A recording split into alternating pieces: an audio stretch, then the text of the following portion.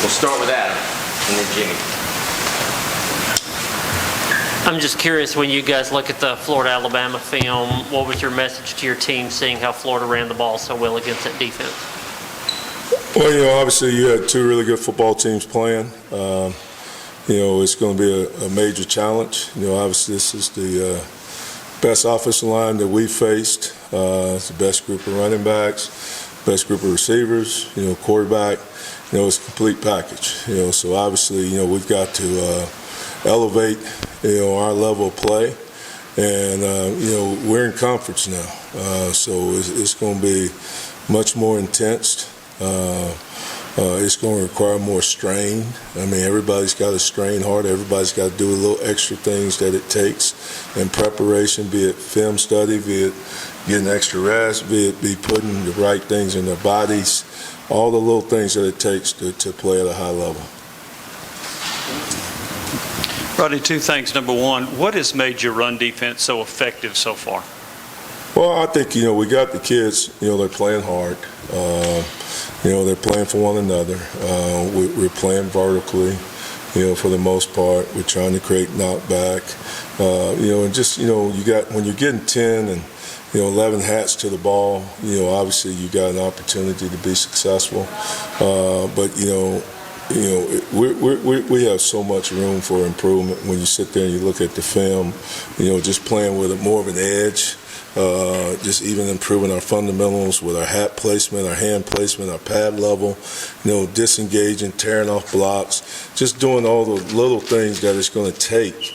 When you get in conference play, obviously you're not going to be better than anybody you line up against. So you got to make sure that you're fundamentally sound so you have a chance to compete. And how much is Florida's run game impacted by the fact they've got two quarterbacks that are really good runners? Well, obviously they're a two-headed monster with Emery and the Richardson kid. They're both very good. They're both dynamic runners. Actually, 15 may even be more dynamic, as far as just pure elite speed. But Emery's a seasoned veteran. He's got 3 years in that system, so he totally understands what Mullen's trying to do. They do a great job with the Q power, the counter, the reads. They don't put them in situations for them to beat them. What I'm saying? They give them situations that are conducive to them being successful. Be the RPOs off the run, then you throw in the quarterback run, which now they've got an extra guy that we can't account for with hats. So it makes us have to make sure that we're being really dialed in detail to doing all the little things correctly. Patrick and Rob. Coach, Byron Young got his first game last week. What did you think at seeing Byron play, and where can he kind of go from his first game? Obviously, you saw he was very rusty. Byron's he's an old guy, but he's a young football player. So really, I think it hurt him, not having those two games to really sharpen his skills and work on technique. But you can tell that he has a presence. You can feel him in the game. Now he's got to get out there and work on the minute details and things that it's going to take for him to play at a high level in this conference. Coach, Matthew Butler's a guy that's been around for a long time, and it seems like he's really taken his game up a notch this year. Just what are you seeing from him, and what's allowing him to play at the level he's playing at right now? Matt's a guy that comes to work every day. He holds on to every word you say.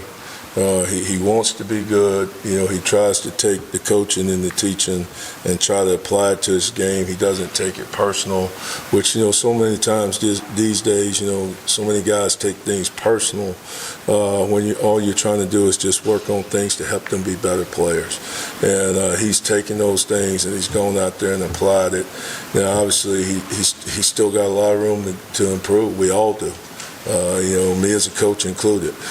So we got to all continue to elevate ourselves and be willing to look in the mirror and take that self evaluation and then critical evaluation from others and work on trying to get better. That's the name of the game, is for us to get better and for us to win. Wes? Rodney, I think it's pretty clear that the group still isn't where you want it to be, but compared to where it was when you arrived, how much has this group improved? Well, I think we're moving the needle in the right direction. But, every week, it's a new challenge, and the challenge is, are we going to be better this week than we were last week? And that's what we said when we started out on this journey, that we wanted to be better. Each day of practice, we wanted to get better. We wanted to see improvement. Each game, we wanted to see improvements and making strides to get to where we want to be. It's like climbing Mount Everest. We're not going to be there overnight. We know it's a process, but we've got to embrace the process. And unfortunately, now we're in conference play.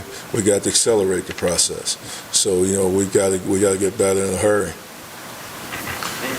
Rodney, you guys have really used a lot of guys in your D-line rotation to this point. With the elevated competition now with Florida, do you like that same numbers in terms of rotation? Is it pare down with competition? How do you move that moving forward?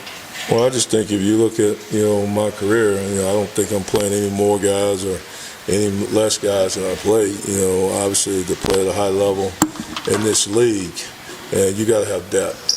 And the one thing about big men, if you ever let them give out of gas, there's no refueling them in the game. It's over. So you're just supposed to get ready for the next week. So our plan is to try to keep those guys from giving out of gas so we can play the fourth quarter like we played the first quarter. Obviously, we need to play first quarter better so we can get better in the fourth. But we gotta keep fuel in the tank. There's no refueling them. If we let them gas out, then it's over.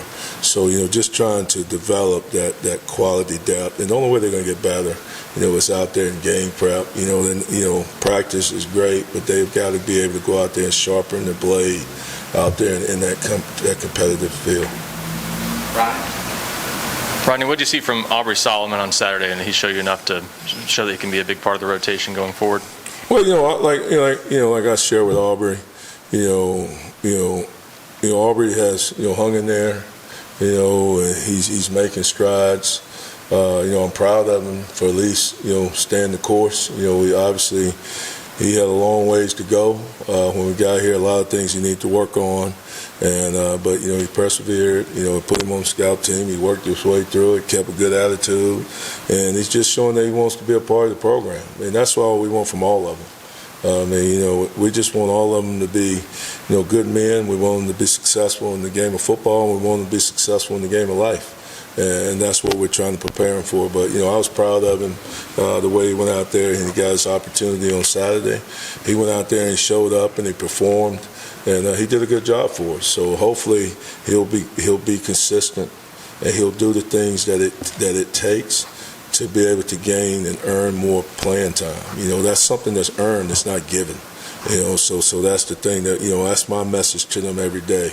They earn it. It's not a right. It's not a birthright. Just because they came to Tennessee, it's no guarantee you're going to play. You got to go out there every day. You got to work hard. You got to earn that right. Rodney, you mentioned a couple different times it's different now that you're in SEC play. Obviously, you're a veteran of this league. How do you get your guys to understand Saturday's different than what the first three games were? The first thing they probably say, I'm different. Obviously, this is what you came to Tennessee for.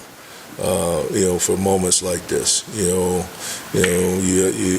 wanted to play on this stage. That's the beauty of this conference. There's nothing like it until you get to the NFL that mirrors the SEC. You're getting to play against the best of the best. So you think you're good, you're going to get an opportunity to go out there and show and be revealed. Unfortunately on Saturday, either you're going to be a contender or a pretender. And that's what we're going to be able to find out. How close are we? We talk about moving the needle. I think we'll find out, how much the needle has moved when you go against elite competition. And obviously, Florida is elite. They've got elite players, they got elite coaches, they got elite schemes. They do an outstanding job, and it's going to take our best.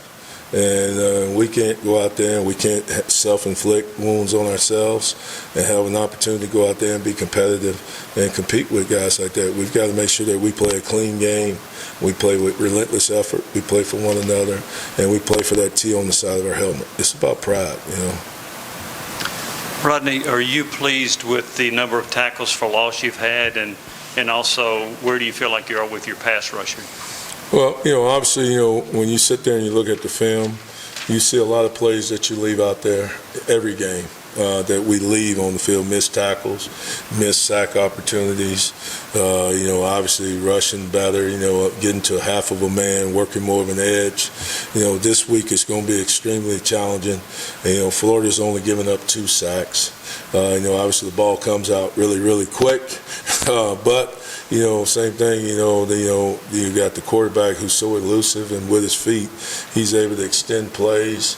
So that's going to be a lot of stress. So, you know, we've just got to keep straining. We got to strain harder, and we got to be able to finish plays. You know, there's many missed sack opportunities where we could have had sacks. There are many more TFL opportunities where we should have made the tackle instead of having missed tackles. You know, everything that, you know, we need to do to clean up. You know, I think when you look at that film, there's a lot of stuff every week that we can do to get better. And that's been the message that, you know, I've tried to stress to the guys. You know, I thought they may have thought, you know, last week I was spazzing out on the sideline, you know, in that game. But, you know, I just didn't think they played with an edge, you know, or razor sharp. You know, it's just, you know, I don't want to just go through the motion. I mean, you know, we're trying to sharpen our blade every time we go out there. Our reputation's on the line, and that's what I try to tell them. When we walk on that field, our reputation's on the line. Thank you, Coach. All right. Thank you all.